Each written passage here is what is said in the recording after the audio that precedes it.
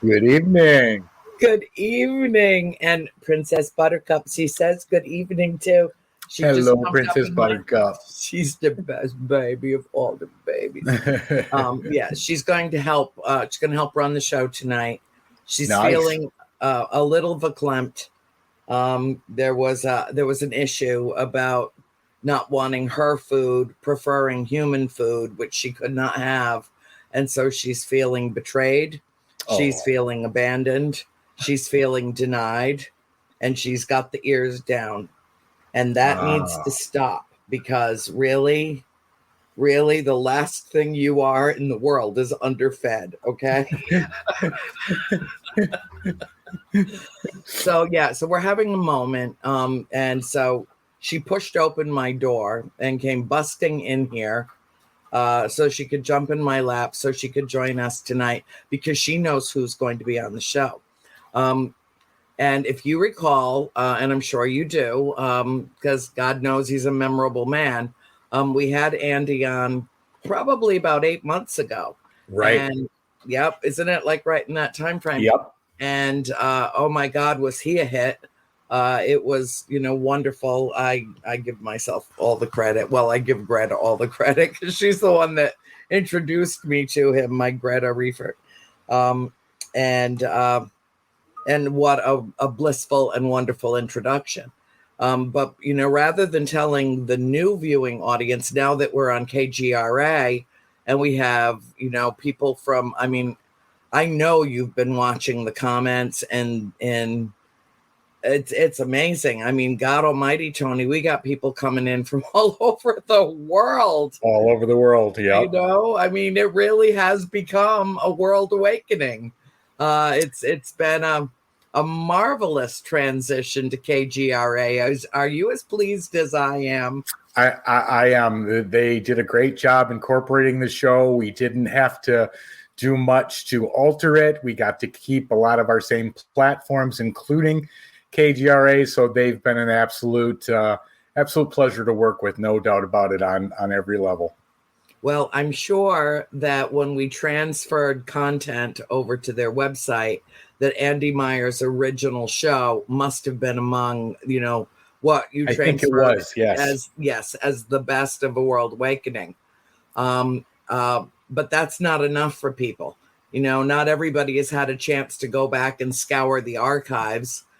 So, because, we're still relatively new to the network, that's going to take some time. So Right. I thought what I would do is just tease them out, give them a taste of Mr. Myers, and then let them go find the original interview that we did with him. Yes. Excellent idea. Excellent you see idea. how it works? You see how this works? Can you see the smoke rising? It's amazing. It's an amazing thing. So without further ado, I would really like to bring Andy on and let him reintroduce himself to our new and burgeoning audience on KGRA. Hello, everybody. Hello. How you doing, Andy?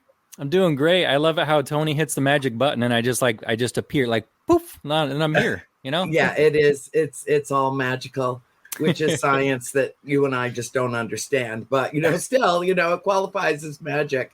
But, you are the most sweet-hearted, light-spirited, beautiful souls that I know. And to be able to share you with everyone that watches this is Mary's in the house now too. That's great. To be able to share you with the world is my privilege, my pleasure, my honor. You are one of the kindest souls that I've ever had the privilege to know.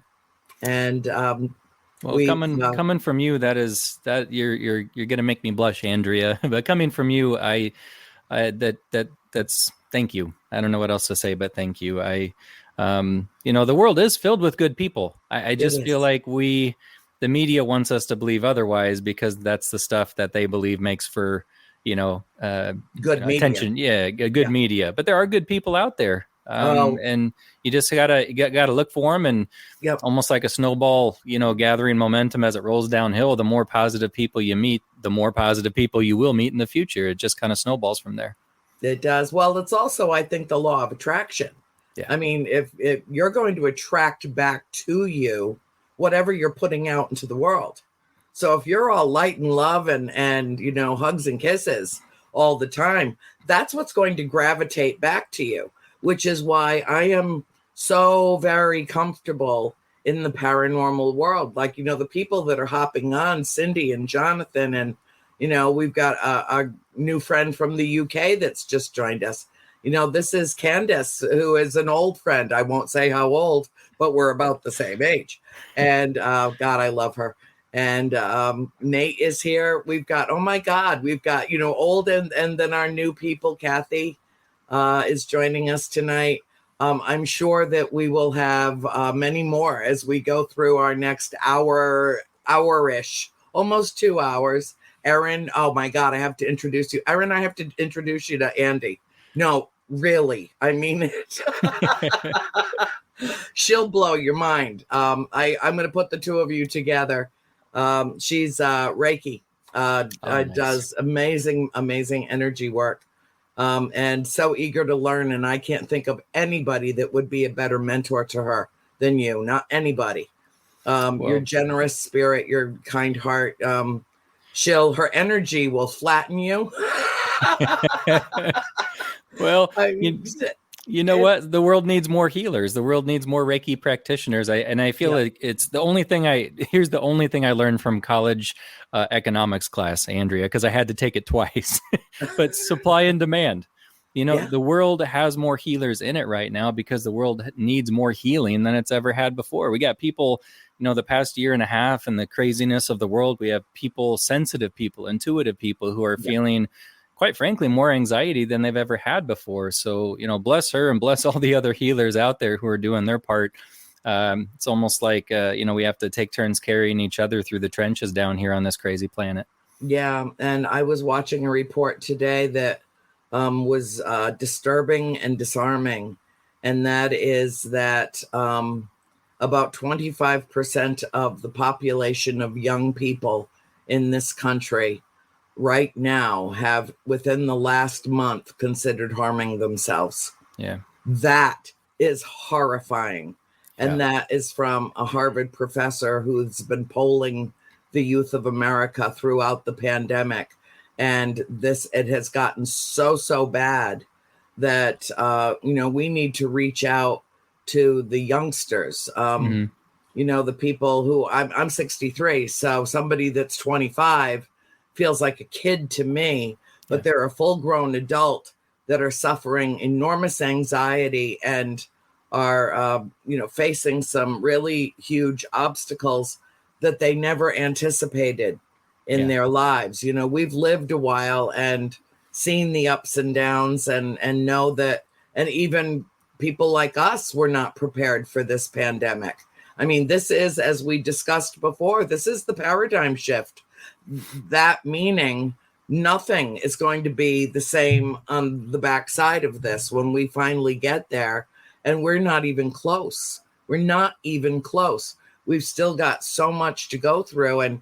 And predominantly in this interview, in this report that I saw today, the doctor, and I'm so sorry, I can't remember his name, but he said that when these people, and I do believe the demographic was from like 15 to 30, their predominant emotion, hands down, no competition, fear.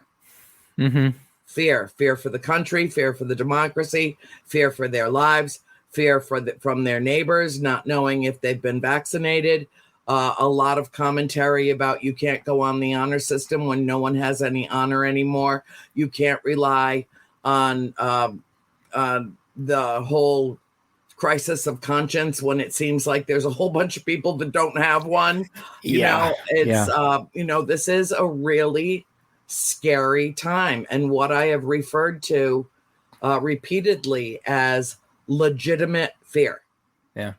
And then, of course, there's illegitimate fear, like going and watching Conjuring and going, oh, wow, I'm so scared out of my mind, when it's 95%, made up, conjured in the minds of screenwriters. And so to delineate, to discern between the two, what's real, what's reality, what's fantasy, and then try to plug into that. How are you dealing with it? And what are you finding? Well, first of all, before we even discuss this, tell people exactly who you are and what you do, because I cannot expect them to absorb it like SpongeBob by osmosis or intuit it. Although probably a whole lot of them could. A whole bunch of our listeners are intuitive, yes. But that's what we do, Andrea. We dive right into the deep end of the swimming pool before wading in slowly, don't we? We do, yes. No, but tis my tendency. Well, that's great, because I think old souls are notorious for going into deep subjects rather quickly. We're not good at small talk, in other words. No. But my name's Andy Myers, and I'm a psychic medium and author and speaker who's based in Omaha, Nebraska. Wearing these different hats has been my full-time job for going on 13 years. It all began with a near-death experience that I had in 2006.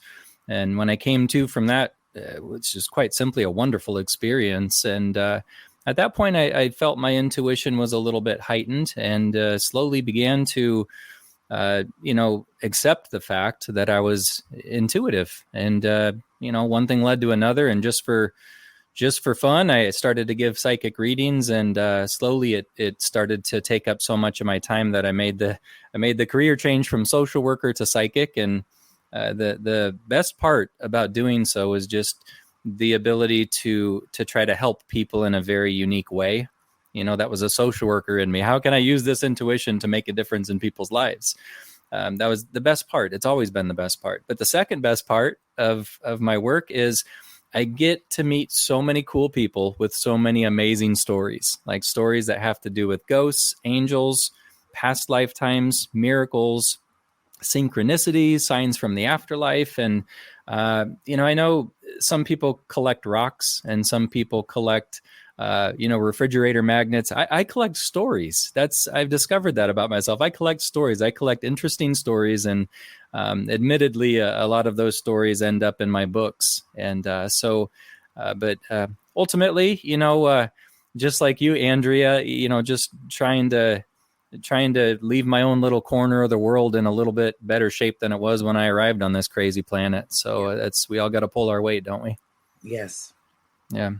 So, and it's, to make a long story short, that's my background, but I'm so thrilled to be back here with you again. I know I had so much fun the first time around, and, maybe, going back to what you said a few minutes ago, about we have 25% of the youth in this country who've, had a thought of self-harm within the past month or so. It's alarming, but I think the smoking gun, the telltale correlation there is how many youth we have in today's society that are highly empathic, highly intuitive, and sensitive to energies. For example, my good friend Brandon, he's a high school guidance counselor. And he is, you talk about metaphysical. I mean, he's got his candles. He's got his Zen garden in his office. He has beaded jewelry coming out the ears. And, he speaks this language. And he says that the cool thing, there's been a shift. A lot of these kids, from freshman to senior who come into his office, yes, they have anxiety. Yes, they're dealing with, more stress than we ever did in high school. But he says they're also equipped with a hell of a lot more intuition than you would expect. They feel things on a level that just goes beyond anything you could explain, other than they're intuitive beings who are having a hard time coping with the craziness of the world right now. And he stays busy, I'll tell you that much. But, a lot of the kids, he says, speak the language too, and once they see, okay, this counselor is a little different. Maybe I can talk to him about tarot cards or my crystals and rocks at home, or I can tell Counselor Brandon about a dream that I had of my deceased grandmother. And these kids, they just love the metaphysical. And I think that's it's more in the open. It's you don't have to hide in the shadows to talk about such things like people did in generations past. Yeah. Well, that he is so busy bodes well. Yeah. And I hope that is the case, that there are kids all over the country that have a touchstone, that have someone that they can go to and have these kinds of conversations. And I very frequently talk to groups and say, bring your kids, I'll tone it down. Yeah, I mean, lately I've been doing lectures where, 12, 13, 14, 15-year-olds are scattered all through the audience because people feel like maybe I've got something to say that their kids need to hear. Yeah. And so that's been a change. And yeah, I make sure I watch my language kind of. And I don't say anything that's too terrifying. And I talk a whole lot about cosmic connection, about our universal place, big picture. And I think that that's what we need to be doing. And I think that it bodes well that your friend is busy, because that means that he is attracting kids that desperately need him. We've got to, they're the future, and we've got to pull them through this with us and help, balance them, and not just put them on autopilot and figure that their faces are buried in a smartphone somewhere and that they're doing just fine. Letting kids that are in crisis go back to being in crisis just 4 days ago, resulted in the death and the maiming of, 4 kids and a teacher and a whole bunch more students just north of Detroit. And here we go again. This is the highest year in the last 20, I believe, for school shootings. I mean, they don't even all make the news anymore. No. This is, if this is not a crisis, Andy, I'd like to know what is. I'd like to know what is, and what we can do, what all of us can do to reach out to someone from the younger generations. There's 2 behind me right now, at least. Yeah. If they're 25 a year, 25 years a generation, then I'm 2 generations ahead. And I want to help them, and I want to guide them. And I've been friends now with Cody Despian and Satori Hawes for a number of years. I've known Cody, I think, since he was 14. And he is he and Satori are 2 of the brightest lights in the paranormal. They are not only the future of the paranormal, they're the present. I'll be having them on the show in the new year in January. And they will blow people's minds. I mean, and it's like watching the Macy's parade and seeing all these kids that are all doing something that's meaningful to them, whether it's playing a band instrument or, marching with the band that they're leading, or riding floats that they helped build, or, that are doing things that are creative and that are a great distraction, especially in these times, or just where they're working as a team toward a well-defined purpose and goal. And I think that that's, very healthy and will be very helpful during these formative years for what's to come, kind of setting them on the right path. But the paranormal, I mean, at some point, Andy, we have to pass the torch and let there be young people out there that are so tuned in and turned on to what we do that they gravitate to us, so that we have someone to pass the torch to. Yeah. And I think the real big difference maker is going to be, these are as an intuitive child, who's prone to paranormal and spiritual happenings.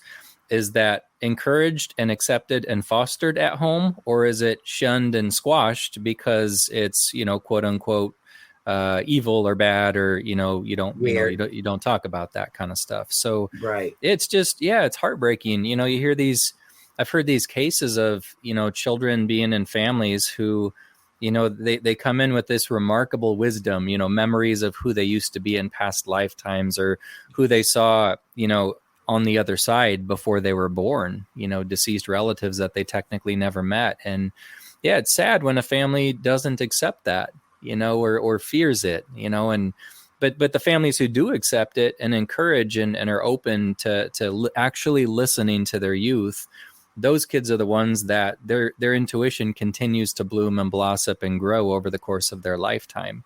And in doing so, they can go on to achieve and do big things, whether it's, to be a psychic or a healer, or, or just to be a nice human being, regardless of what job they do. But it is so important in today's world to listen to people, to pay attention to them when they're struggling, and to offer a helping hand when you notice that somebody's, has depression or bad thoughts.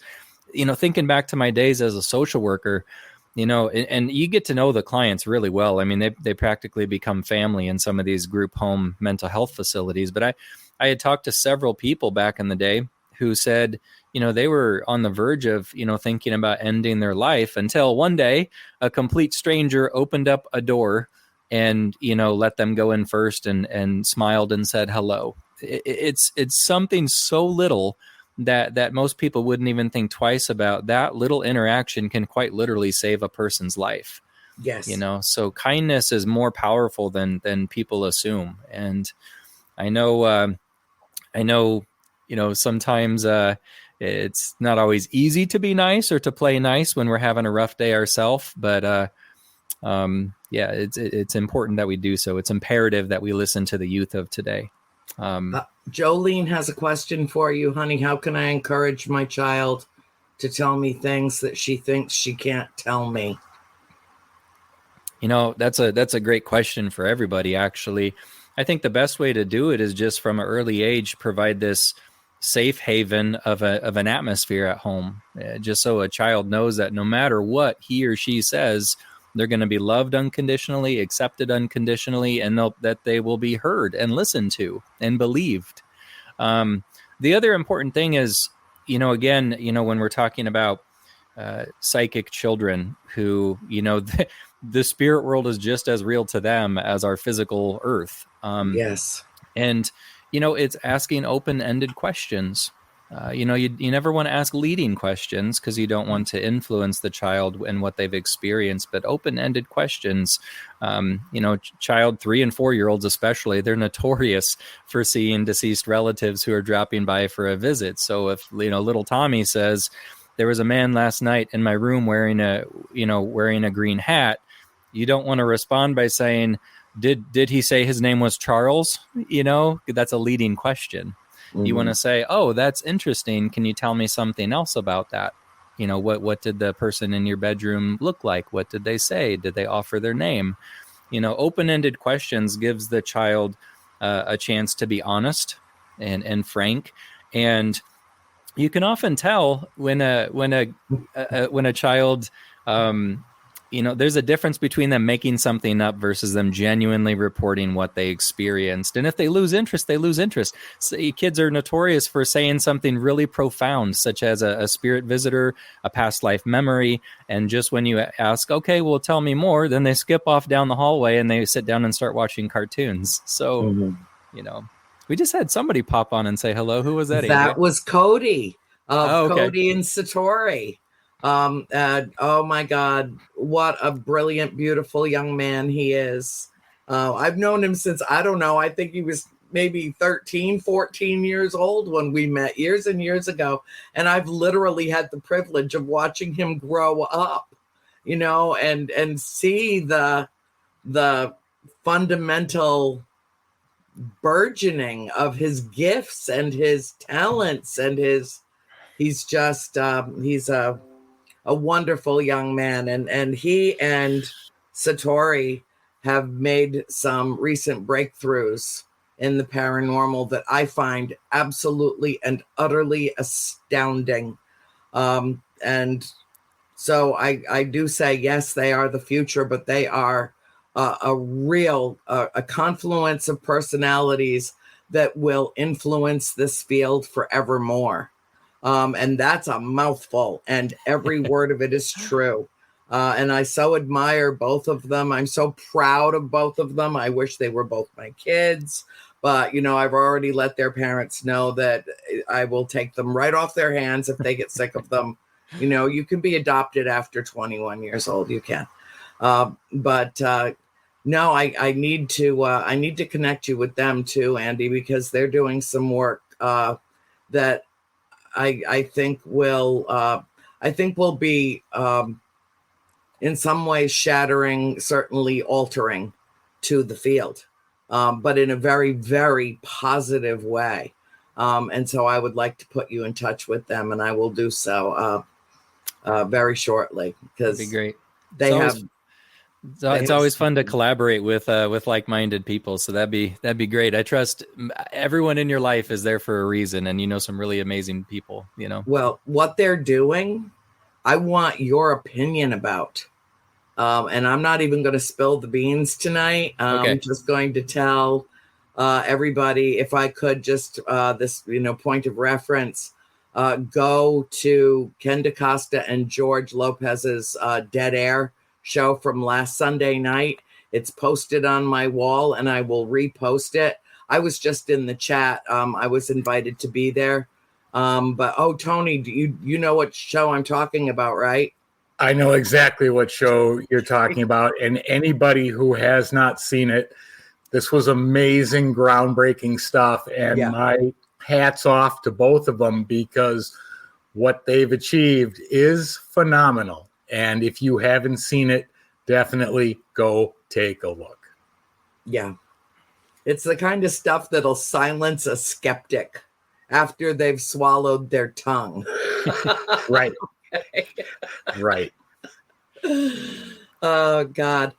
So, Tony, it looks like we've got a really good turnout tonight. A lot of our friends, some new friends from around the globe, which is lovely, lovely.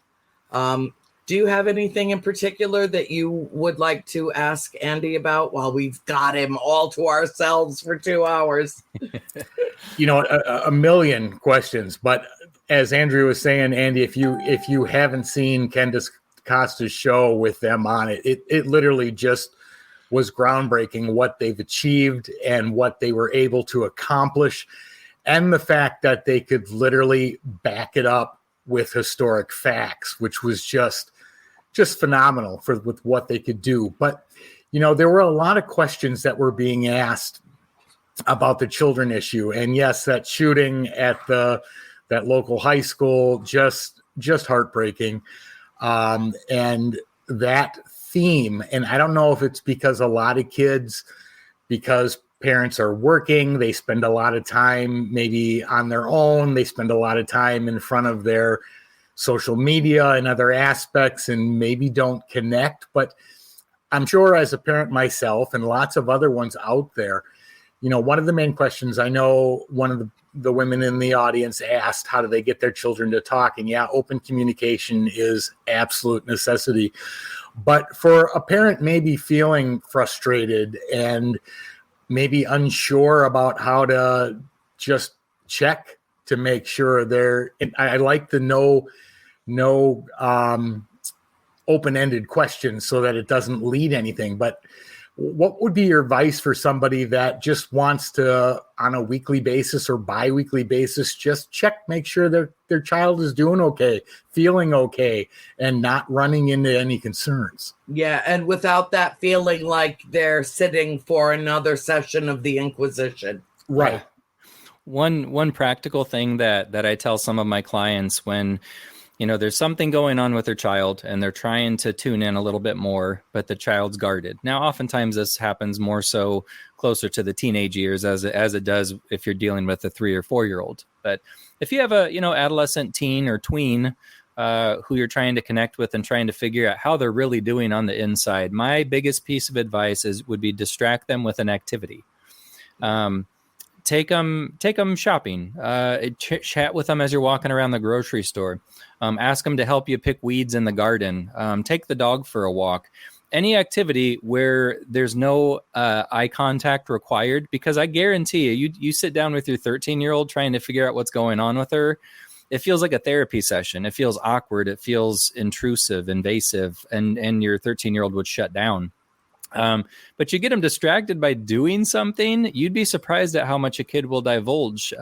It's almost as if the activity is soothing or at the very least distracting enough, and then they almost accidentally spill their guts. They spill the beans on what they're thinking and feeling. So that's a trick, a tip that a lot of parents, I think, would benefit from. That's great advice. Great advice. Yeah. Yeah, when I want to pry into the heads of my nieces and nephews, I take them to a swing set and just sit down next to them on one of the swings. Yeah. And we swing. And it's there's something so liberating in the air through, up your sinuses and through your hair. And it's freeing. And in a way, it seems to me that it is therapeutic in an odd way. Swinging on a set of swings, I have always found to be very therapeutic. Yeah. I think the longer we can act like big kids ourselves, the more it keeps us youthful and the longer we live. One thing I've noticed on that note, Andrea, most teachers that I meet, and I have tons of clients who come to me for psychic readings who are teachers, a lot of teachers for some reason, but they all look younger than their numerical age. And I've concluded, and that's weird because schools are a very stressful environment, but I've come to conclude that being around so much youthful energy keeps a person young at heart and therefore helps them look younger than they actually are. Yeah. So every single teacher I know, I would swear to God, she sleeps in Nevada formaldehyde. Honest to God. It's weird. Yeah. It's like, what are you people aging in reverse? Or, is it Benjamin Button time for teachers? What's going on? Right. They should be aging quickly, but somehow they don't. Yeah. So, but it's youth. We have to take care of our youth. And I always say, if you're looking for wisdom, talk to somebody under the age of 10. Kids, young children are remarkable in their ability to unknowingly tap into the spirit world and bring up to the surface some really good nuggets of wisdom or advice or just wise words. Erin has a question for you. What do you typically do to ground and protect your energy? Each person's response always teaches me something new. Yeah. You know what I've found? If I'm going to be absolutely truthful, there's no surefire way to 100% protect ourselves against the crazy energy of the world. Sometimes it's almost like a pasta strainer. It's like a metal bowl with little holes in it. So sometimes your protective barrier will catch some of the gunk, but inevitably some of the more fluid energy still comes through and affects us. It's different for different people. Some people like their rocks and crystals and stones. Some people wear, a little protective bracelet. Some people like their salt lamps, but, meditation can help. Chatting with your guardian angels can help. I tell you what, if I'm going to somewhere with a lot of people, which I have not done very much this past year and a half, but for anybody going to a concert, a sporting event, even the movie theater, for example, I'd chat with your guardian angels and ask them to help surround you in a little bit of a protective bubble, so that other people's mood doesn't affect you quite so much. Mm-hmm. And if you have had a bad day at work, or you come home from the concert having had fun but feeling exhausted, people recharge in different ways. I know for me, a hot bath usually does the trick. Some quiet time is essential. If you're an introvert, don't pretend to be an extrovert. Yeah. In other words, I'm more introverted. A lot of people don't know that about me when I'm in the public spotlight, but at home, I'm a couch potato. I'm an indoor kind of guy. I can go days without seeing another person and I'm okay. So after, big events of soaking up other people's bits and pieces of their energy, I need to come home and I need to snuggle with my cat and dog and just have a little bit of quiet.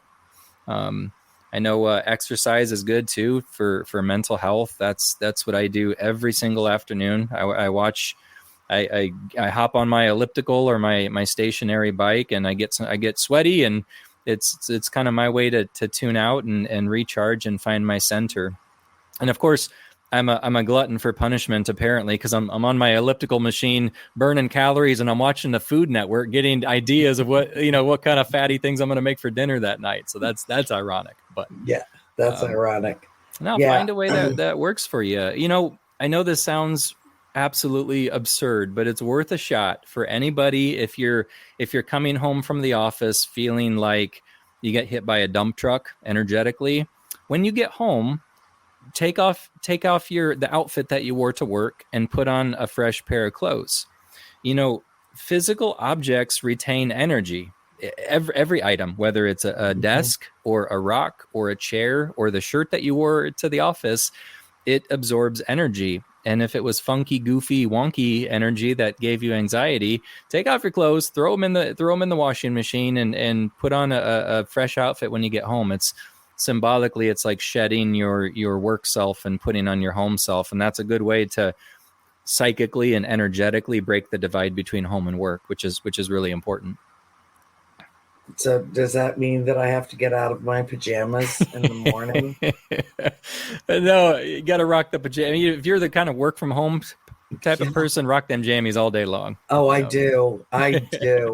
And I got my unicorn slippers on. People come to the door to bring packages or stuff, and I've got purple and white stars and moons in my flannel pajamas, and I'm standing there in my unicorn slippers, and they must think, okay, this lady's just nuts. Yeah. That's awesome. Hey, we're cut from the same cloth, Andrea, because I'm not ashamed to say I walk around my house with my big fuzzy Bigfoot slippers on. It looks like I have Bigfoot feet.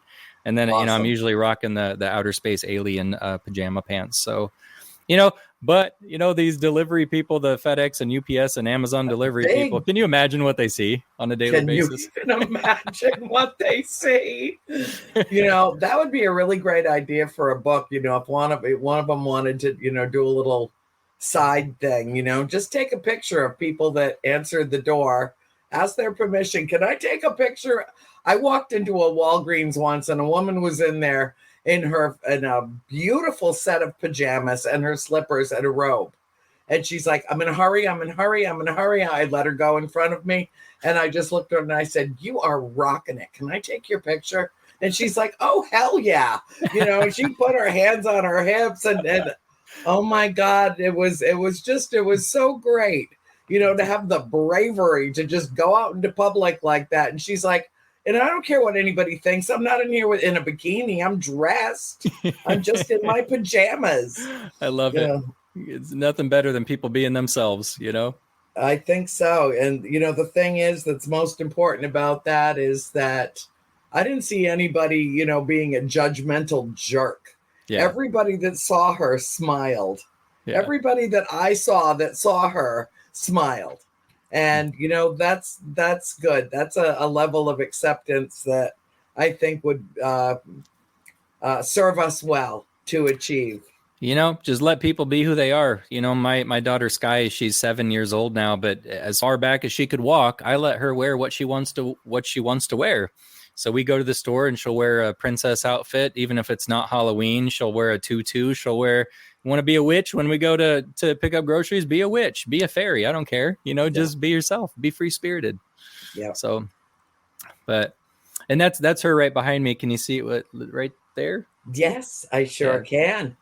We have Chase Galloway wants to know, I have a question do you have to be born with the psychic ability, or is there a way you can train in some way to gain those abilities? Thanks, by the way. I love you, Andrea. And I love you too, Chase.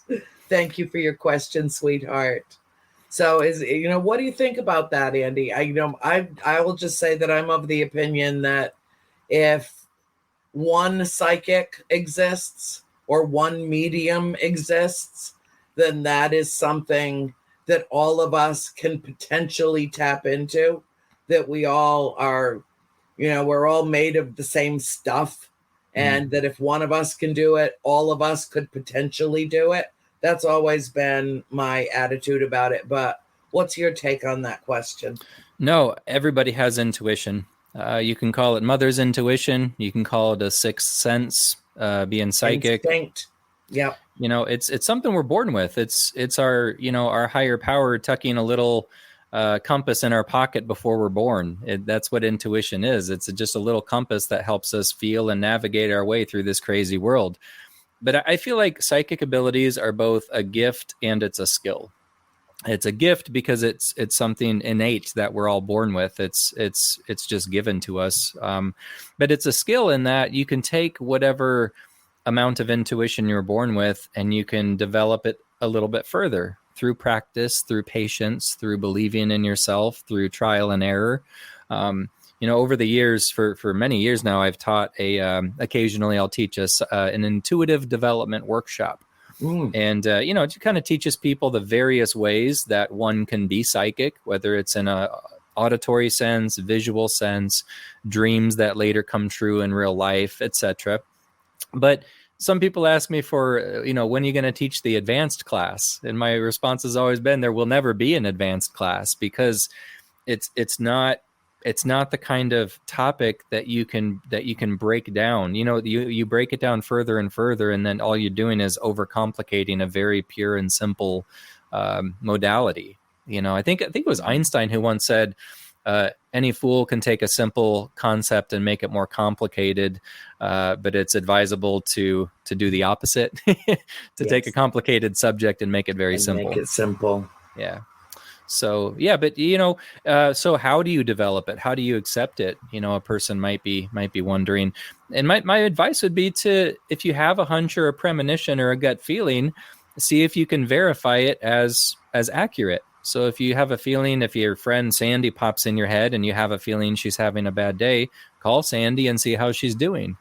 If you have an inkling on the way to work that you should take a different route than you usually do, follow that intuition. You'll probably come to find out that you just avoided traffic or a car accident. So, and I think through listening to our intuition and trying to verify it as accurate, you'll find that most often it is accurate. And every time that your psychic ability steered you in a good direction, it gives a person confidence and it helps them to be able to trust it more assuredly next time, if that makes sense. I have found that to be true for me. And even if I just listen to my gut and what I may or may not have avoided is unverifiable, that I never actually discover why I went this route instead of that route. It doesn't matter to me. I trust it so much that doesn't matter to me. I just do what my instincts and my intuition tell me to do to navigate these treacherous waters. And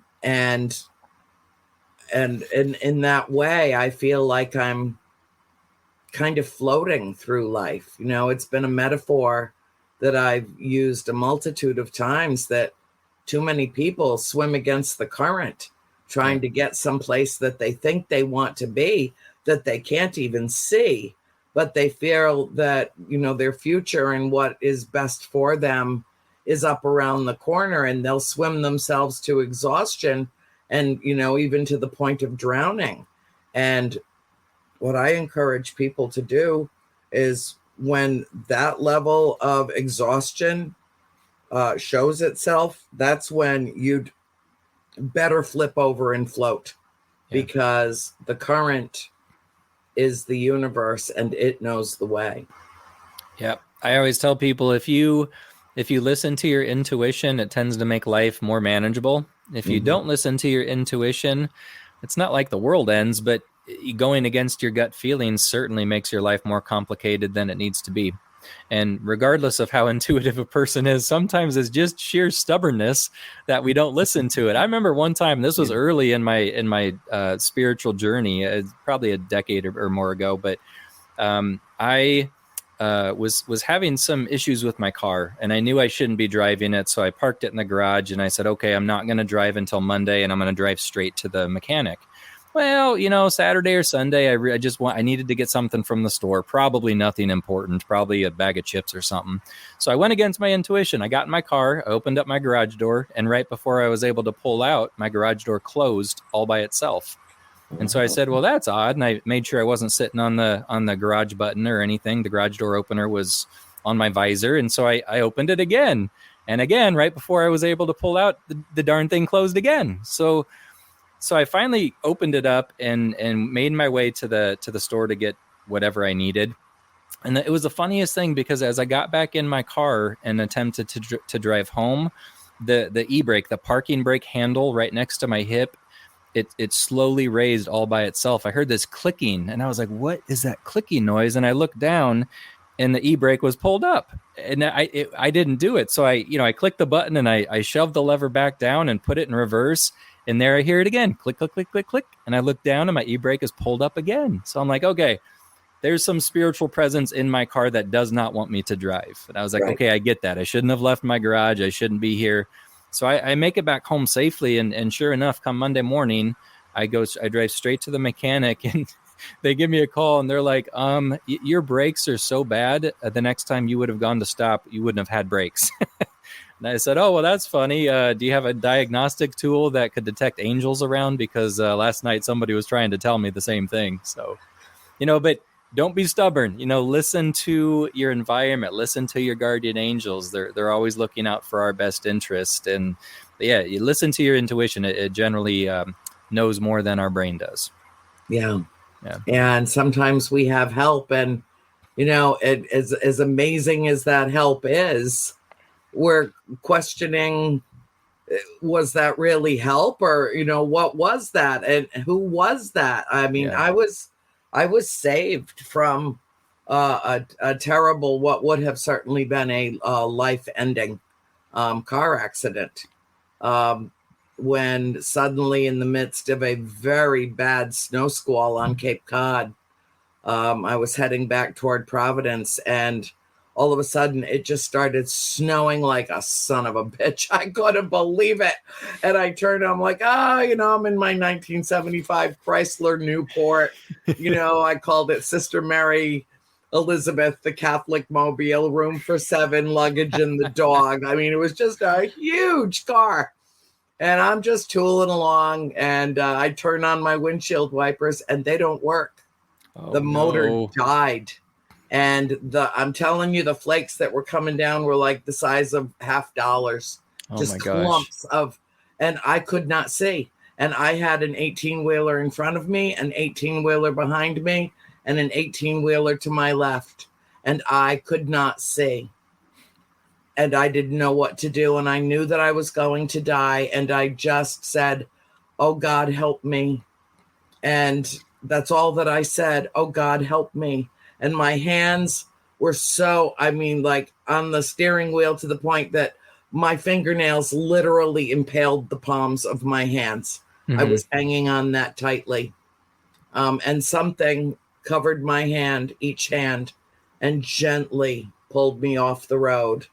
I don't remember touching the brake or the gas, or I think I just took my foot off the gas. And something moved my car and my hands moved with it. And that happened not long ago again, all these years, decades and decades later, as I rounded a corner on the Florida Turnpike with this peanut butter cup in my lap, my father in the passenger seat. And I rounded a corner and here is a car coming straight at me, directly straight at me with its lights on, coming off. Using an entrance to a service area in the middle of the highway as an exit. Wow. And I do not know how I missed that car. I don't think you could have wedged an angel's feather between the two cars as I passed him. My father couldn't do anything but gasp.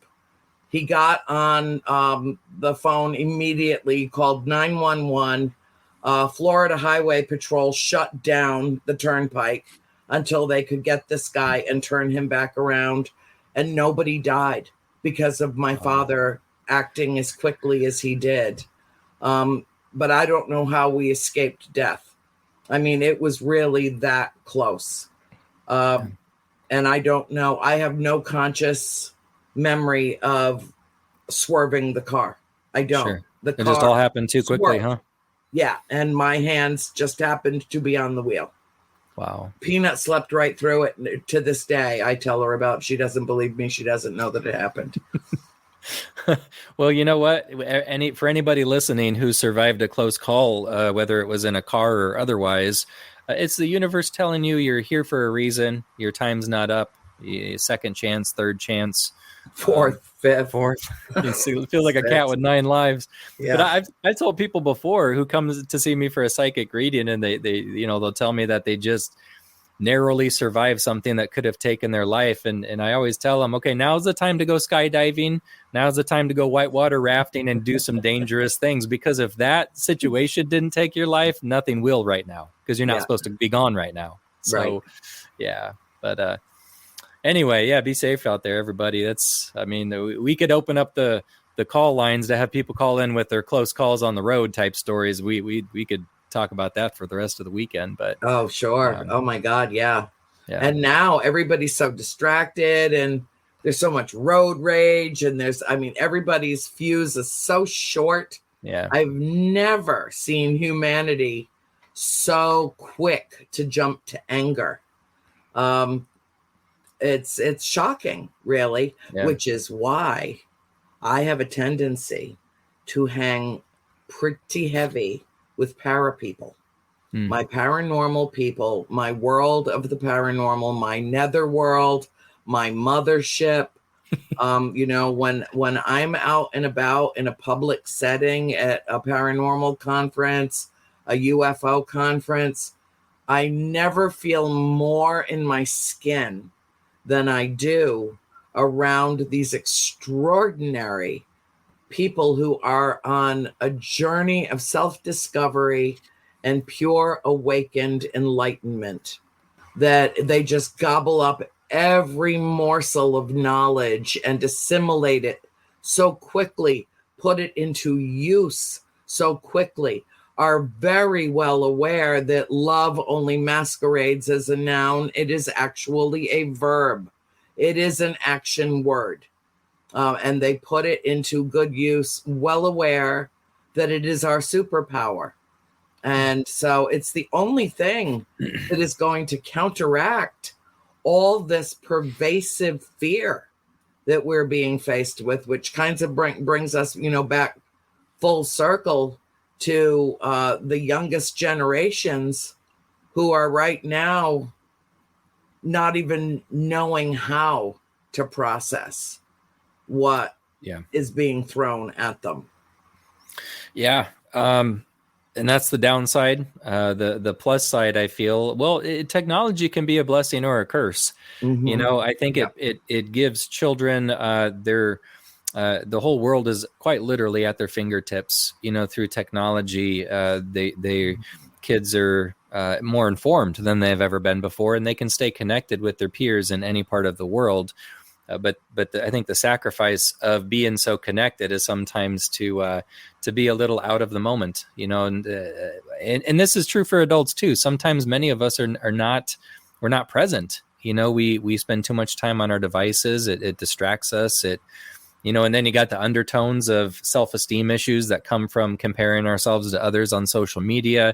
High school kids get bullied, online through social media platforms, and then have to go to school and deal with it some more. But ultimately, I think it's the interconnectedness, So yes, these kids have more challenges than they've ever had before, but they also have more resources than they've ever had before. And I think the most valuable resource is their own intuition. And yeah, love is absolutely the superpower that all of us humans have. I think animals have a leg up on us in this department, though, because animals, unlike most people, are capable of unconditional love, which is something that a lot of humans are still working to understand. But if you're a pet owner, you get it, because there's nothing that you could do. Like your cat, your dog, they're your baby, they're your family. And I think we can learn a lot from them. It's Oh, and to boot, not to mention, but our furry four-legged friends around the house, they're also incredibly psychic. You know, dogs can sense the presence of a deceased loved one dropping by for a visit. Ditto for cats, but cats are a wild card, Andrea, because they're neurotic by nature. So I've had clients ask me, okay, my cat looks like he's looking at something in the corner, and like, okay, well, is it Uncle Larry who passed away that's dropping by for a visit, or is your cat just looking at a moth who, flew in from the door? Yeah. So cats, you can't always trust what they have going on, but dogs, yeah, dogs sense the presence of spirit visitors big time. Yeah, dogs are pretty transparent when it comes to that. Cats, not so much. But the other day, my dad wasn't home. I live in Winter Garden, Florida. And my sister Christine has my mom, and I have my dad. And so we, the spinsters in the family that never chose to marry or breed, are the ones that care for our parents, and as they care for us. So it's really a wonderful thing. But he wasn't home, and there was I was just shipping books in the kitchen, and Peanut was sitting in her princess chair in there, which is actually quite lovely. It's burgundy velvet. It's perfect for her. And there was a huge crash in what sounded like the foyer of my house. Through the front doors, the terrace, and then 2 doors open into this really expansive foyer, and then you step down into the parlor. So that was the area that it sounded like, but it sounded metallic. It sounded like something metal was involved. So of course I'm thinking, oh God, did the furnace just blow? Your mind does crazy things when you hear bizarre noises, and it was so loud.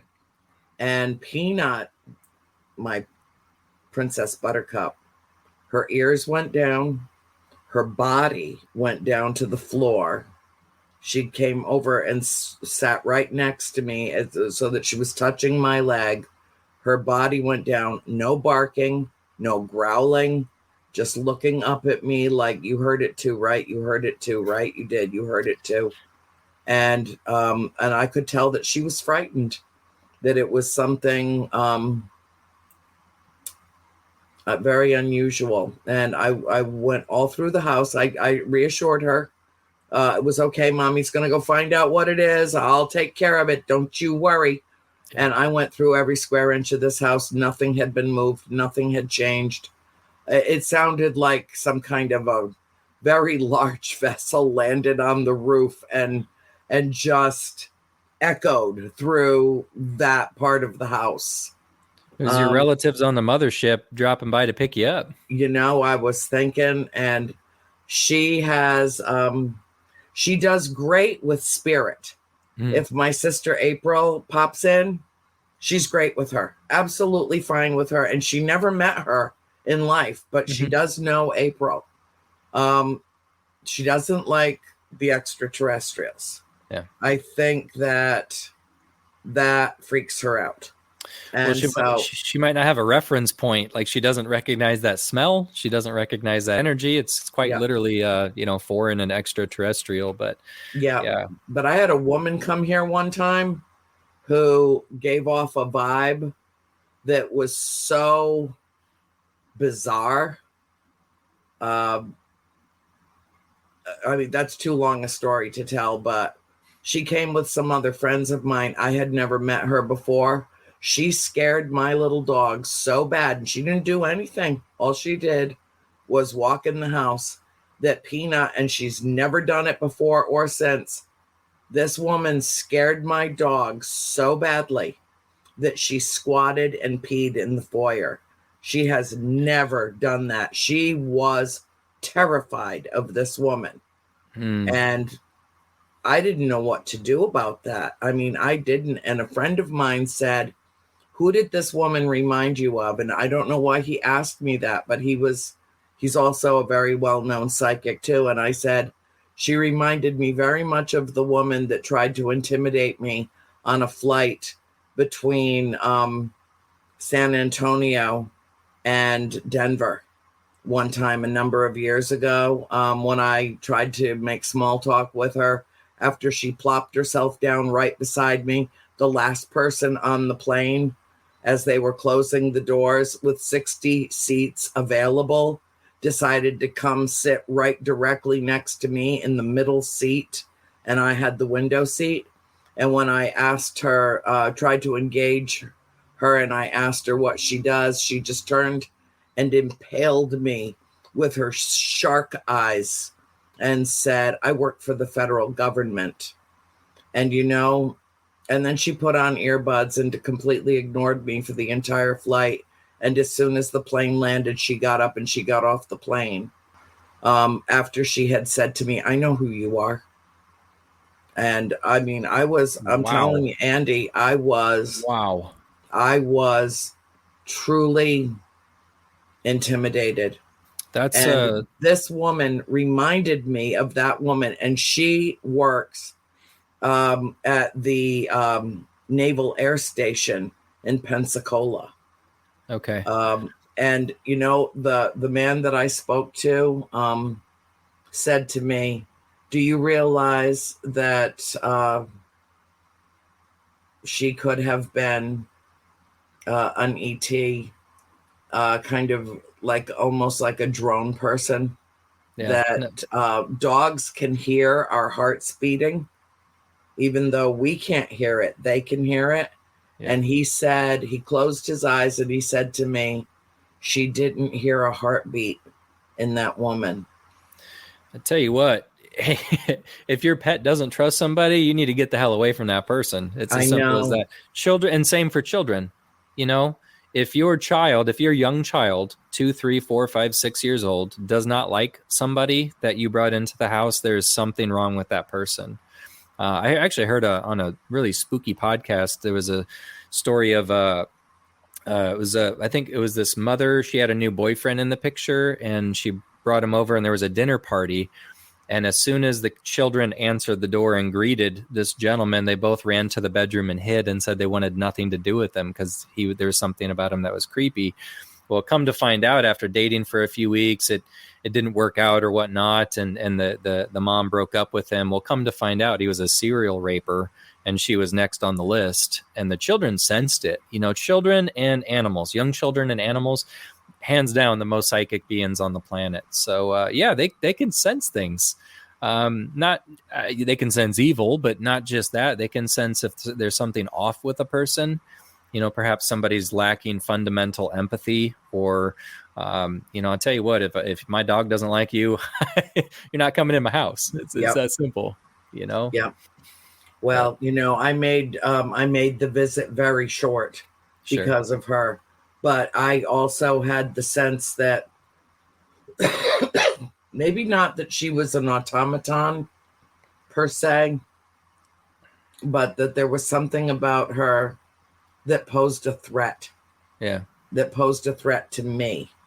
And she is so protective of me that, I'm not surprised. And she saw, we had some ET activity in the house while I was doing some filming, and I was interviewing someone about their close encounters, and the camera just kept swirling over to me. And then my cinematographer would push it back. It had one of those stems on the end, and he'd be like, I don't know what's going on here. Yeah. But we'd put the camera back on my guest, and then the camera would slowly go back over to me. And then the whole tripod got up and moved about 3 inches. And she's sitting on the sofa in the parlor, up on her little rump roast of a bottom, and her legs up like, oh my God. And I don't know what she saw, but the poor little thing. And, we had some activity in the house the other night. Some really bizarre something that happened, and my father was touched, and she was sitting right next to him. And she bolted out of the room and hid under my bed for a half an hour. She's never done that before. So, it's hard. on a dog who lives with someone who's spirit connected, who's ET connected. Yeah. It's a real challenge for them too. It is, but they're so loyal, they wouldn't have it any other way. I know. I always say, no, look at this baby. Oh, look at that face. Oh, I know. Look at this. She's my baby. Look, say hi to Uncle Andy. He's right there. Oh, hi there, sweet. Oh my God, she's too cute. Little peanut. My baby. But I always say people are more haunted than places, which means if you're prone to paranormal happenings, you're going to have weird experiences, whether you're in a 100-year-old farmhouse or in a brand new home that was just built, because spirits are drawn to the people who can sense their presence. And just as a byproduct, sometimes our dogs get caught in the middle because they can sense them too. But I know. I hope she knows how good she has it. That is one spoiled dog there. But like they say, Andrea, you've heard this before too. They choose us. Yes. It's not just us choosing our pets. They choose us. There's almost like a contract of spiritual sorts there. My last dog was 130 pounds. She was a Great Pyrenees. Oh, wow. Yeah. I have always had big dogs, big dogs. Somebody that I can cuddle with and lay and spoon with and just share my bed with. The last thing in the world that I ever thought would happen is that I would fall hard for a Chihuahua. Really hard. But the universe said, just laughed in my face when I said, when Gracie Pearl died, I was like, that's it. I'm floored. I'm leveled. I can't go through this again. I just can't. I don't want another dog. I will love all my friends' dogs, and I will love all my neighbors' dogs, and I will love my family's dogs, but I cannot have another dog. And the universe said, oh, really? Here's a Chihuahua that you need to save off the road in front of your mother's house before she is squashed. Yeah. And that was it. And I got her 10 days before I found out about an emerging coronavirus from Wuhan province, China. And she saved me after I saved her, because I should have been prepared for the paradigm shift. If anyone was prepared, it should have been me. And it just leveled me. And she was the reason I got up every morning. And, she needed to be walked, and she needed to be fed, and she needed to be cuddled, and she needed me. Yeah. And there was nothing to her when I found her. She was 3.5 pounds of skin and bone. She was injured. She was sick. She was exhausted. She was terrified. And now she's got an extra 10 pounds on. It's a little holiday weight. It's fine. It's just a little holiday weight. We're all permitted. And you know how you use your elliptical? Yeah. This is how I exercise. Behold. It really works back here. It really works that part of the upper arms. Getting the triceps, the biceps, people say, hey, you're looking really buff. You say, well, I did 3,000 curls on my dog the other day. Yes, I did. And it was marvelous. It was just perfect. She's your pandemic pal. She is my pandemic pal. That's great. And my permanent, perpetual, that's it. I mean, that's it. She's the center of my universe. Well, it's proven that people who have pets live longer. And I think one of the reasons behind that is when we know that there's something depending on us for love and food and company and companionship, we know that we need to hang around as long as we can for their sake, Yes. So it's, animals are remarkable. And, they do have a soul. I wholeheartedly believe that they have a soul. They cross into the afterlife just like we do. And in fact, oftentimes I think that the passing over process for an animal is more simple than it is for people.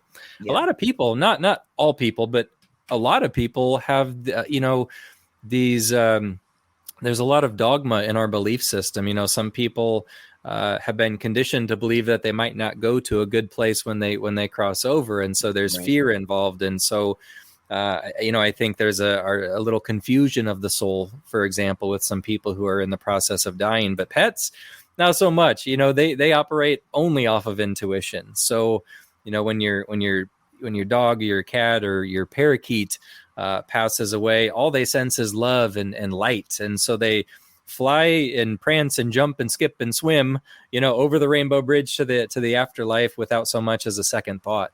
And they'll be there to greet us when we cross over ourselves. In fact, as is often the case, if you've lost some pets along the way over the years, your animal loving family members in the afterlife are currently spending time with them, keeping them good company until you get there yourself someday. So yes, it's kind of funny. We true.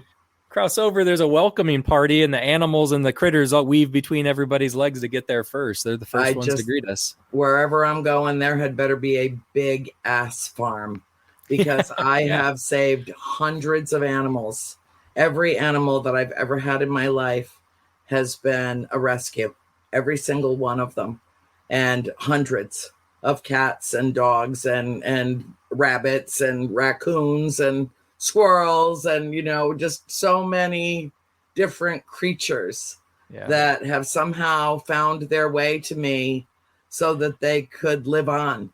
And it's the greatest blessing of my life. When I was young, like really young, 4, 5, 6 years old, I discovered how easy it is to talk to animals. And they understood me, I understood them. And I thought that everybody could do that. And I think that everybody actually can. It's just that they get self-conscious about speaking to their little fur pals, especially in front of other people. Like they're somehow embarrassed to be communicating with this four-legged soul. Yeah. I don't know how anybody could look into the eyes of any animal and not see a soul. And I, for the life of me, I don't understand why human beings can be so cruel and so abusive and can so easily take the life of a wild creature, and hunters and stuff like that. I know. I'm probably going to get 1,600 emails. My husband's a hunter and he's a good man. Okay. All right. Fine. That's fine. Oh. But it's not all of us are wired that way. I'm not ashamed. I've never fired a gun in my life. I've never owned one. I will never touch one. I will never. No. I know for some people, by the time you're old enough to tie your shoes, you're comfortable with firearms. It's just never been my thing. And I know you're opening up Pandora's box to bring this up, but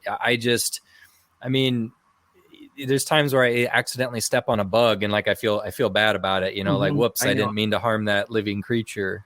So I'm so sorry. Yeah, I know. I'm like that too. Yeah, and my daughter Sky, she's right behind my shoulder there on the cover of my upcoming book. But her name's Sky. She's 7. She claims she's said this since she was old enough to talk, that she's going to work with animals someday. And I know it's still early in her life to make a definitive call one way or another. She might change her mind, but I don't think she will. I think it is literally her destiny to work with animals. And she's had psychic abilities coming out of her ears from the moment she could speak. And she at 7, she knows what I do for a living. She knows that I talk to spirits. She knows she's familiar with the concept of past lives and all that kind of stuff. And a while back, this is several months ago by now, but I was about to do a medium session with a mother and her daughter. And Sky was asking about it, and I said, so I told her my clients' names, and I was looking at her through my rear view mirror because we were driving, and Sky said, "Hey, Dad, can you ask them if they had a white cat pass away recently?" And I said, "Oh, why should I ask that?" And she said, "I don't know. I just have an intuition that they're missing a white cat. Maybe they lost a pet." And so I'm in the middle of the session, and before I even get a chance to ask them, they divulge. They say, "Hey, while we're talking to loved ones who have passed, can you see a white cat in the afterlife?" And I said, "It's really funny. My daughter actually mentioned this an hour ago." And so it meant a lot to them. It actually brought tears to their eyes that a little 7-year-old in Omaha, Nebraska could sense and feel and see their little one that they had lost. And this cat was everything to them. They had the cat for like 15 years since it was a kitten, and it was a recent passing. And, you know, certainly it's sad, but I assured Sky, because children like validation too. I said, hey, buddy, your intuition was spot on. They did lose a cat, and it really meant a lot to them that you could sense its presence. So, you know, and the more we can listen to our youth, the more we can encourage them to use their intuition. It's a blessing. It's not anything to be feared. It's not anything to be suppressed. You know, being intuitive is as natural as breathing. It's just that some people foster that ability in their children and grandchildren, and some families don't. But it's always been apparent that Sky is highly intuitive, and she's just in that mixer of, you know, the rainbow children or the crystal children or whatever label you want to put on these old soul, highly intuitive children. They're remarkable, and you're right. They're going to change the world for the better. They just need a little time to do so. Yeah. And what a mess we've left them. I know. I tell so many kids, oh, you were born to save the world. No pressure. Just study hard. Yes. Excel at everything. Yes. And then kick us to the curb. You know, So sorry for what we're leaving you. But time to take over. It's time to take over. And maybe it is in that empowering them.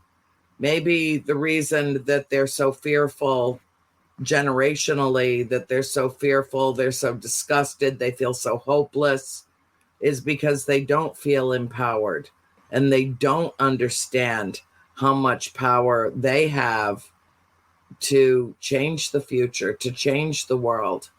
And I think it is incumbent upon us in these latter generations to inform them of that. You know, I mean, 50 years ago, I was out marching for women's rights in America with my mother. And that was before it was the cool thing to do. I mean, you were a pioneer, you know? Yeah. I was, 10, 11, 12 years old, marching in Washington to end the Vietnam War, marching for women's rights, marching for civil rights, marching for, marching, boots on the ground, spiritual warrior, marching. My mother instilled that in me from such a young age. And now, especially the young women that I know, who we did all of that work for so that they would have, the freedom to determine what they would maybe do with their own bodies, is now being challenged 50 years on. Here we go again. Why do we have to fight this fight all over again? Yeah. Why? Is it just so that they can have some skin in the game too? Is that what it's going to take? I feel like what kind of upheaval, what kind of social unrest has to surface in order for us to change this world for the better, and to, as women, have equivalency. The women who work as hard as the men and still make 75 cents on the dollar. Yep. Still in 2021. And you know what I say about that? Fuck that noise. Yeah. Let's make some noise. Yeah, I love that. A couple weeks ago on my Facebook page, I was asking people to share the most interesting thing that their child has ever said. Inevitably, a lot of these comments were of people's children who have past life memories. They remember who they used to be. They remember which family members they saw in the afterlife before they were born again. But in one of the comments was actually from a lady whose young kid said they still remember being in between lifetimes where they could talk to God, and they said that God was a woman. And I read that, and I said, hell yeah, I can get behind that idea all day long. God needs to be a woman to fix this mess that we've created down here on this crazy she's planet. Pretty pissed. Yeah, it should be too. But the stage is set. The stage is set for the youth of tomorrow to do what they do, to get this train back on a track that makes sense, with empathy, with intuition, with positivity.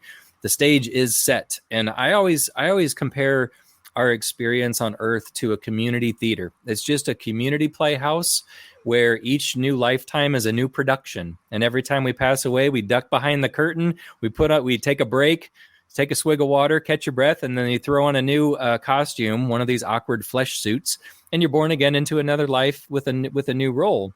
But the world itself, this crazy planet, is the stage on which we perform. Some of us play the role of troublemaker, and that sets up the opportunity for others to play the role of counselor, firefighter, police officer.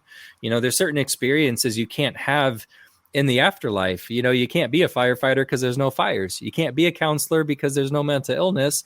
You can't understand the beauty of being a nurse because nobody's sick. So we come down here, and this world provides the stage.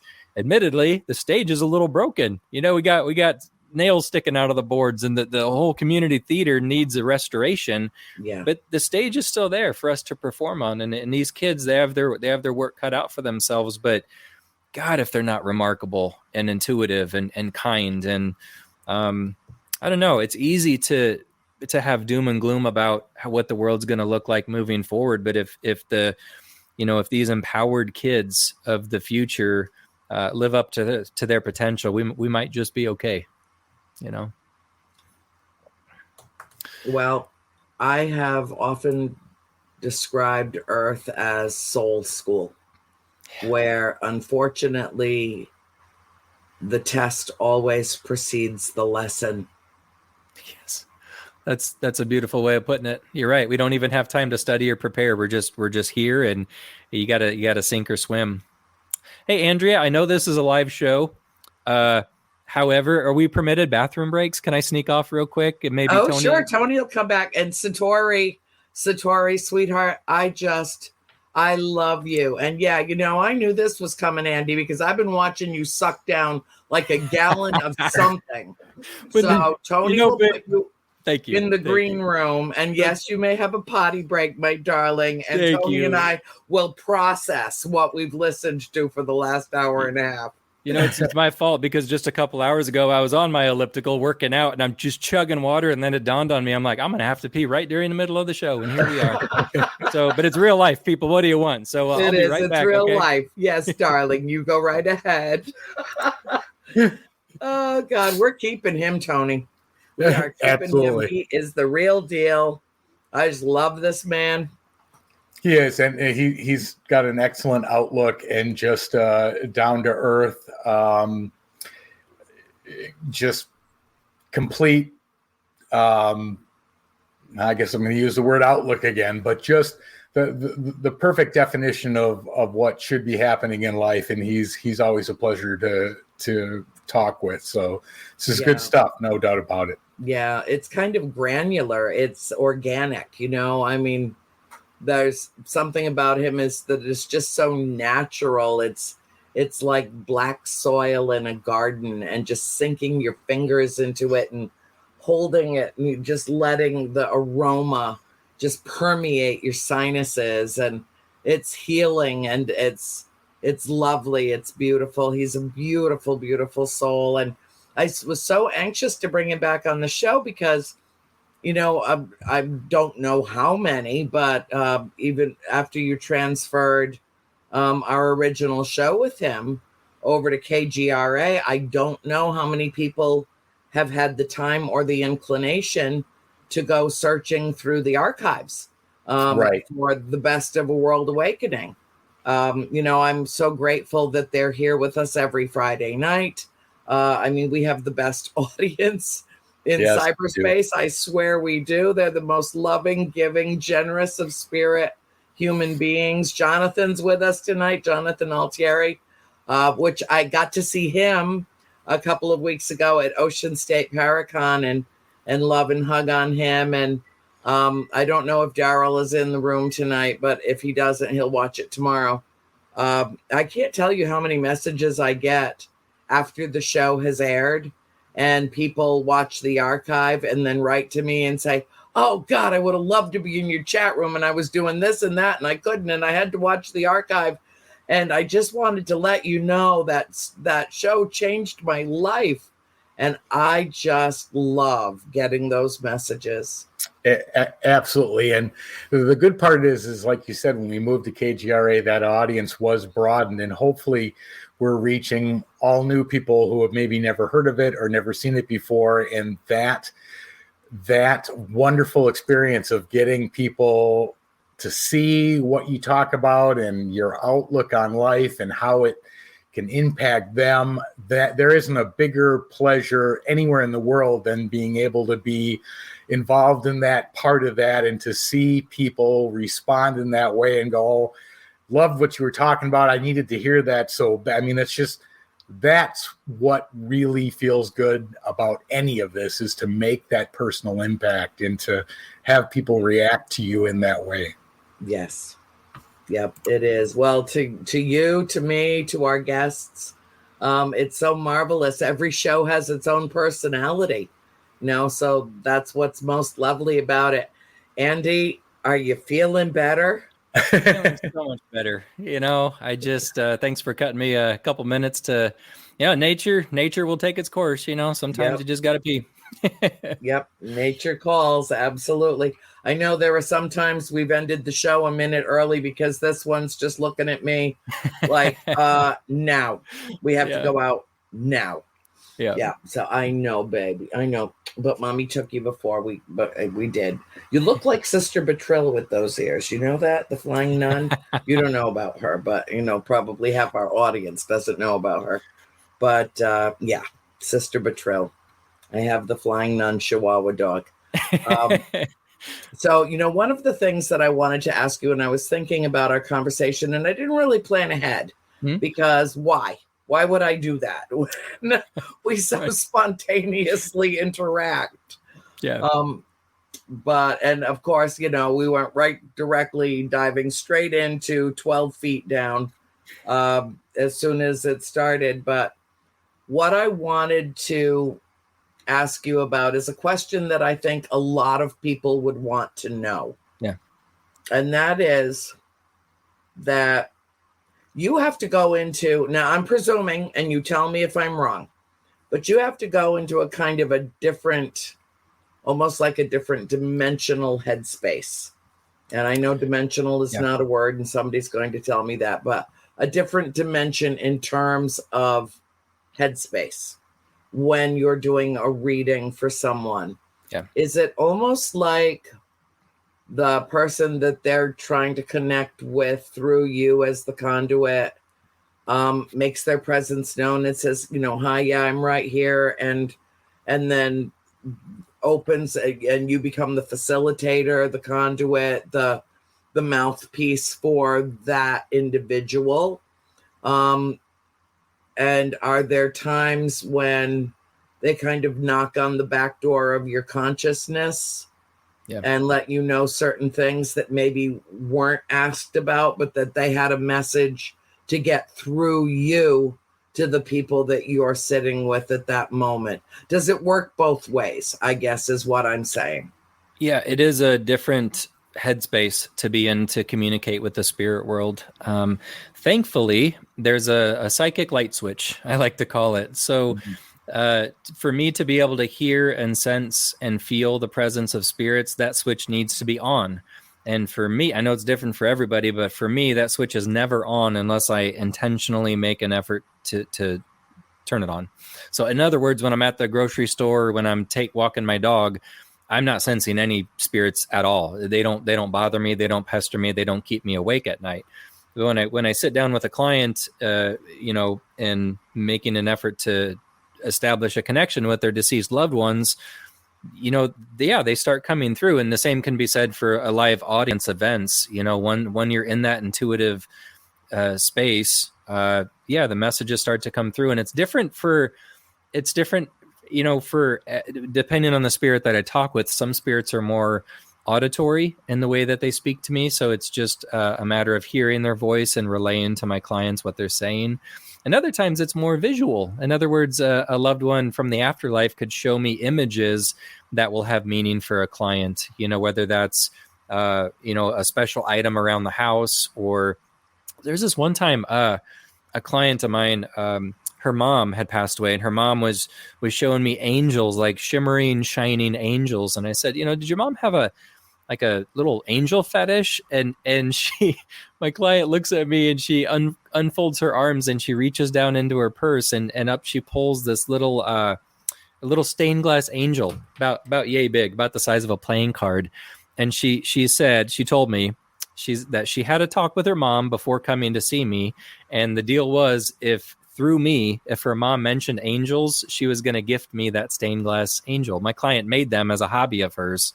And so since her mom brought it up, and that was one of the first things that I said, she gave me the stained glass angel, and I still have it. So, but yeah, I've noticed that in communicating with people who have passed away, I do feel a little bit like I take on their characteristics. I don't want to say that they overtake my body or anything like that. We're not talking possessions or anything, but if a spirit was raunchy and cussed like a sailor, that's going to come through. And I don't generally cuss a whole lot. I have no problem with cussing, but I got you covered on that. You don't have to worry about that. Yeah, no. Okay. For both of us. But if a client comes through dropping F-bombs, I'm gonna relay that to my client, because that's where the personality traits are. On the flip side, if a person was more reserved and quiet and shy in life, that personality comes through as well when I'm relaying messages. But yeah, it's such a unique process, and admittedly, I do it sparingly anymore. The bulk of my mediumship work is reserved for the live audience events. For years and years, I did it all day, every day. Like every one of my clients, thousands a year, I was talking to the deceased every day. But it can take a mental toll, because in doing so, I heard all day, heard of intimate, gory details of homicide, suicide, car accidents, cancer, strokes, heart attacks. And, there's only so much you can hear about death before you're like, okay, we need to focus on life as well, not just on how to die, but how to live. And so just for the sake of my mental health, I've switched to only doing that once a month at the live audience events. And that's freed up my private sessions now, which are primarily focused on topics such as predictions of the future, introducing people to their guardian angels, and doing deep dives into past lifetimes, which has over the last few years become far and away my absolute favorite topic of the paranormal and spiritual conversation. Past lives, God, it's a subject that just comes with so much factual evidence, to back it up. Children who not just remember who they used to be, but you have these rare cases, which in the case of my daughter Sky, what happens when a child reincarnates back into his or her own family tree, with memories of who they used to be. And then they start to say things, and, the parents or living people can connect the dots. And so past lives just have kind of transitioned from a hobby to an interest. And now it's a passion bordering on obsession of mine. And but the mediumship still has its place too, because in relaying messages and seeing the validation that comes with that, it makes those of us on earth feel closer to heaven. It's quite literally, bringing heaven to earth. So, but I think every aspect of the psychic, every tool in the psychic tool belt has its purpose, just depending on the time and place. Yeah. You talk about reincarnation as though it's more than a concept, that it's a given. And I discovered the reality of it when I was 17. And yet I still have mixed emotions about it, because there's a part of me that feels like this is the one and only time I've been to Earth, that there must have been some clerical error made up in the universe, that I really was not supposed to be. I was too good to be plunged into 3D and to have to suffer the oppressive nature of living in a three-dimensional world. After coming out of a multi-dimensional universe, I'm much more comfortable in 5D and spend as much time as humanly possible in that space. Yeah. I love the planet, and I love so many people on this planet. And yet I don't like to think that I'm going to have to come back. I don't want to come back. Well, and the good news is you don't have to. That's a common question people ask me. They say, "Do we have to come back? You know, is there a quota that needs to be met? Am I forced to come back? If so, how soon?" That's the beauty. That's the miracle of past lives and future lives. It's a free will decision, and it's a choice that's subject to change. So, in other words, you know, even if a person is tired and has had their fill of this crazy world and its shenanigans, a person could say, "I'm never coming back." But it's possible that after 100 years of a nice little rest break, you know, you get eager to come down here and put on a new costume and you know, in a brand new production of life. But that's a person's decision. And another question that people generally ask about past lives, which is a really good question. They say, if past lives are, you know, if reincarnation is real, and after we die, we come back to Earth, how is it possible for a medium like myself to talk to people who are dead? Aren't they, you know, in China or somewhere living their next lifetime? But what I've noticed, what I found to be true, is that there's a layover. There's a period of time where we spend in the afterlife before we come back again. Now that varies. It could be in some rare cases as soon as 5 or 7 years later, but what is much more common is for a person to take a few decades or several decades in the afterlife before coming back for another turn. So so that being said, it makes it entirely likely that, you know, even if some of our loved ones passed away 30, 40 years ago, they'll probably still be there to greet us on the other side when our time is up. So then you talk about an epic family reunion and fur babies included. Yeah. But I don't blame you, Andrea. I know a lot of people say, and it's usually old souls. It's old souls who have had a lot of past life experience that say, well, I don't know if I want to come back. And if so, you know, maybe not till well beyond there's flying cars and things have calmed down a little bit. But like, I kind of feel like, you know, people always say to me, "You should run for president," and I laugh. I'm like, "Yeah, right." They would burn the ghost lady is an effigy on the on the Capitol steps. I can do a lot more good outside the Beltway than inside the Beltway, and I feel that way about the cosmos.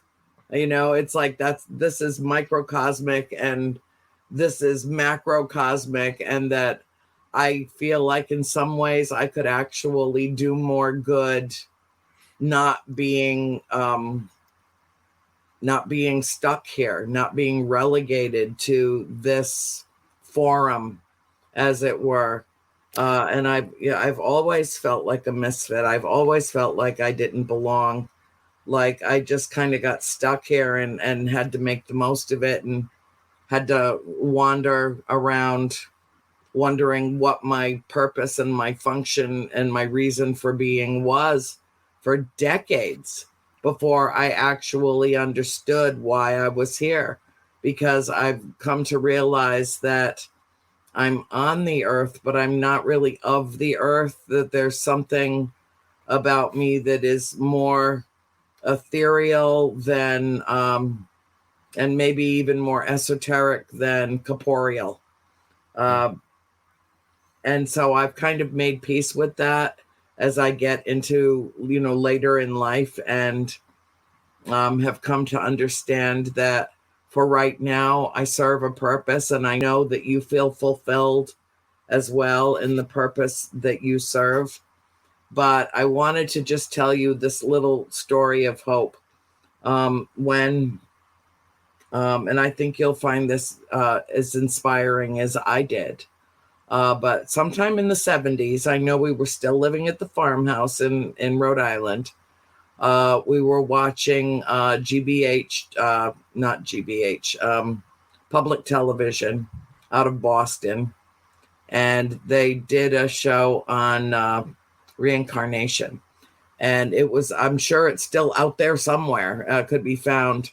And then NPR did a special about it as well. But it was about a family in India. And, of course, that's part of their belief system is in reincarnation. And Yeah. And a 10-year-old came to her parents one day and she said, yeah, I don't belong with you. My parents live across the river in the other village across the river. Right. And they're like, well, of course you're ours. You're our daughter. We love you, and she's like, no, but I'm telling you that my family is in that other village across the river. And so her father believed her and was at least willing to give her the benefit of the doubt as a sentient, prescient being who was self-aware enough to go to her parents and say, I don't think I belong here. And the family packed everything up and they went over and crossed the bridge and went into this village that they had not been in before. This child had not been in before. And she hopped down off their wagon and she went right to the door of the house. And when the people opened the house, she just threw herself into their arms and said, it's me, it's me, it's me. And it turns out that she was born like 30 minutes after their daughter had drowned in the river. Wow. And wow. They compared notes. The families all got together and they ended up moving in together and raising all the children as their own. So she had two families, right? Her old one and her current one. Yeah, like a little commune because they recognized her. They knew that it was her. All of the same characteristics, all of the same. She was like, she had drowned so suddenly, so tragically, so traumatically that she said, I chose to come right back to let you know I was okay. Yeah. And these wonderful people took care of me. I came right back and I found my way back to you. I mean, it was that compelling a draw to what she perceived to be her family. And it wasn't that she loved her birth parents any less. Right. And that they respected and honored her to the extent that they would literally, create upheaval in their lives to put these two families together that, for all intents and purposes, lived happily ever after and raised all of the children together and felt that there was some spiritual connection between their two families. Yeah. And to me, I think that is just one of the most, I was blown away by that. I was just a teenager when I saw that. And I had just read The Reincarnation of Peter Proud, which was disturbing. It gave me hope and an inspiration. It was a very uplifting thing. Like, reincarnating isn't necessarily a sentence, it's not, you are condemned to the earth another time around, Well, and sometimes, that's the case. If a soul comes back really quickly, sometimes there's a time sensitive mission to accomplish.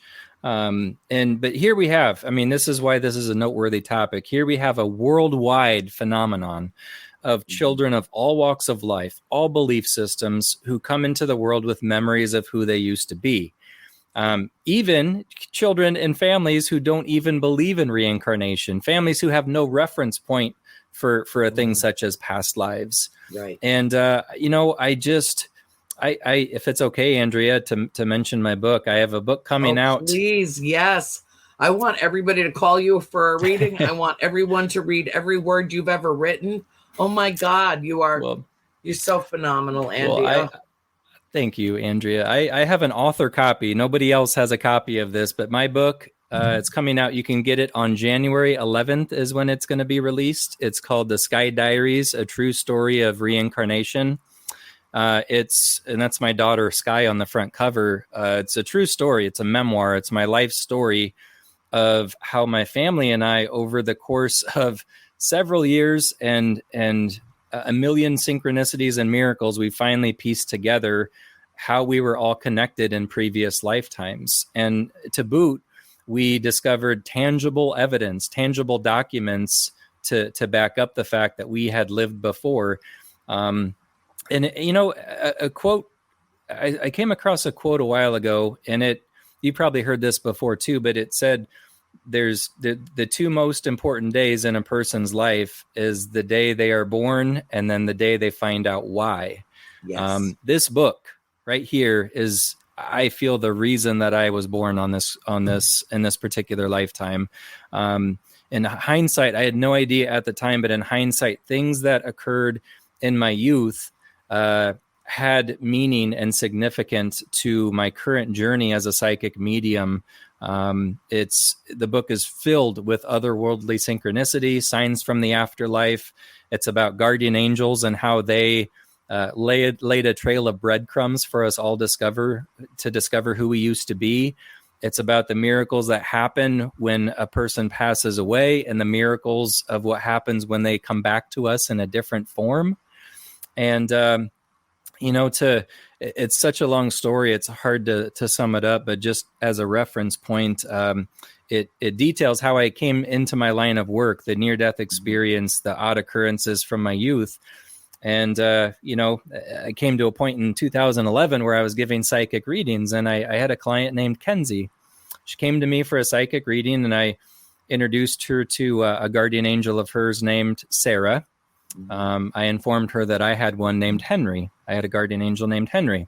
And as I'm sitting there giving Kenzie a psychic reading, a glass candle on the wall exploded. It blew into 1,000 pieces, glass raining down to the floor, startled my dog half to death.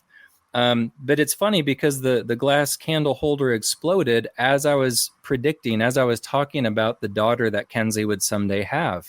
And I said, there's going to be something special about this kid. She's going to be intuitive. She's going to be kind. She's going to work with animals someday. Well, as fate would have it, and I'm sure our guardian angels, Henry and Sarah, were chuckling the whole time. Little did I know at the time of describing her daughter that it would be my daughter as well. Because as it was written in the stars, Kenzie and I fell in love. We got married. Weren't supposed to be able to have children, but we had Sky anyways. And when we were, and then shortly after, we discovered Henry and Sarah were actually great grandparents of Kenzie's. They were in her family tree. So, and they were our best friends in a past lifetime. We lived as Native Americans. And so Kenzie reincarnated back into her own family tree. And we have Sky, and it's about all the beautiful synchronicities that occurred during that process. And the real kicker is the end of the book, which I won't give away. When Sky was old enough to start speaking, she had memories of items around my house and things that she claims used to belong to her. And she, quite simply, we pieced it all together that she is a family member of mine that I lost long ago, and she came back still remembering her past lifetimes. So it's, I'll put it this way. If you're looking for a story that's unlike anything you've ever heard before, a true story that's stranger than fiction, I think this might be the one you're looking for. And again, you can get it on Amazon on January 11th in paperback or ebook. And I hope it resonates with people on many levels. The proofreaders who've read it, many of them got through it in a single day and said they laughed and they cried and they've never been exposed to such a beautiful story. So thanks to my daughter, she's my best friend and somebody that I lost long ago. Oh, that's so beautiful, honey. It's so wonderful. And speaking of synchronicities, it just so happens that January 11th, 1971 was the day that my family moved into the old haunted farmhouse in Rhode Island. So it's just, I mean, I guess if it's important, it's supposed to happen on that day. But it's a cool date in and of itself. At 111, right? It's hard to forget.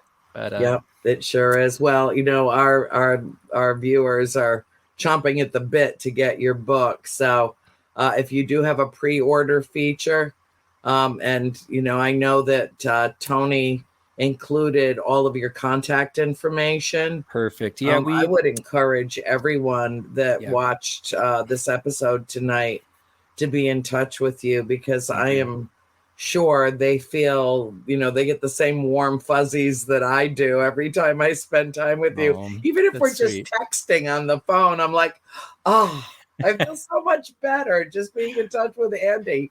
The feeling's mutual, Andrea. It really is. And to answer your question, there was some issues with the pre-order phase of the book. So we're not doing a pre-order. We're just encouraging everybody to buy it on January 11th, which is perfect because after the holidays, there's not much to do for a couple months until springtime. So on January 11th, you can get your copy. And as a major incentive, as a thank you for doing that, anyone who buys a copy of the book will get to attend a free gallery reading. I'm doing, and those are the events where I connect with deceased loved ones and relay messages to the audience. And so I'm doing one of those on Zoom for people nationwide, and I'm doing one live in-person one in Omaha for book purchasers. But after you get your copy of January 11th, just email my office proof of your purchase. We'll add you to whatever gallery reading you want to attend, and then you can partake. So. Oh, that's so delightful. Isn't that wonderful, sweetheart? Well, we are, we're at the point where we're going to, I don't know where these 2 hours went, but we're at the point that we're going to have to wind down. And, Tony, if you want to hop back in and say goodnight to our very special, very blessed guest that has joined us. It's just been so delightful to see you again, my dear. I wish I could reach through the computer and give you a big old hug. Oh, I'll let Peanut Buttercup lick the screen. What a sweetie. What a sweetheart. Well, Tony, thanks for working the technical magic and getting our faces on the Brady Bunch boxes here on the screen. I know without your help, shows like this don't come together on their own. So, well, my pleasure to do so, Andy. And I've been watching all the guest comments. They have absolutely enjoyed the show. You were as fantastic as you were the last time we had you on, and I'm so glad that we got to get you back on again under the KGRA banner as well. So yes. I did notice some people asking where they could reach out if they were interested in a reading.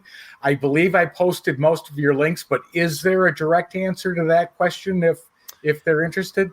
Yeah, the easiest thing is probably just to go to my website because there's access to all of my books on there that I've written. There's info about my services, my sessions, and there's contact information such as phone and email address. So my website is andymyersonline.com, and Myers is spelled Myers, andymyersonline.com. So perfect. Yeah.